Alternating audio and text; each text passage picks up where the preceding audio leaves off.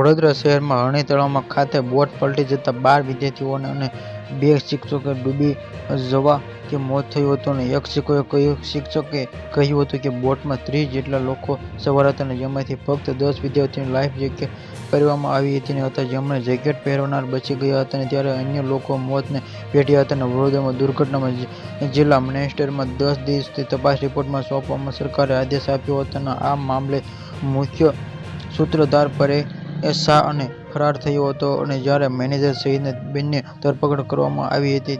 હરણી તળાવ ડેવલપમેન્ટ કોન્ટ્રાક્ટરે પરેશ શાહ સબ કોન્ટ્રાક્ટ આપી અને શરતોનો ભંગ કર્યો હતો. વડોદરામાં હોનારતના 5 સામે ફરિયાદ નોંધવામાં આવી છે અને મૃતક પરિવાર કેન્દ્ર અને રાજ્ય સરકારે 6 લાખની સહાય જાહેર કરી હતી અને નોંધાયેલી છે કે 82 જેટલા બાળકો હરણી તળાવની મુલાકાતે ગયા હોવાનો દાવો શિક્ષકોએ કર્યો છે અને અંગ્રેજી માધ્યમના બાળકો દુર્ઘટના ભોગ બન્યા છે અને તંત્રની ઘોર બેદરકારીને કારણે વડોદરામાં જીવલેણ દુર્ઘટના ઘટી તો બીજી તરફ ધારાસભ્ય યોગેશ પટેલે 9ના મોતની આશંકા વ્યક્ત દુઃખ કરી છે અને ન્યૂ સનરાઈઝ શાળાના વિદ્યાર્થીઓની બોટ પલટી છે કે આ મોતનો આંકડો વધી તેવી આશંકા છે કે 2 શિક્ષકો સહિત કેટલાક વિદ્યાર્થીઓના મોત થયા હતા.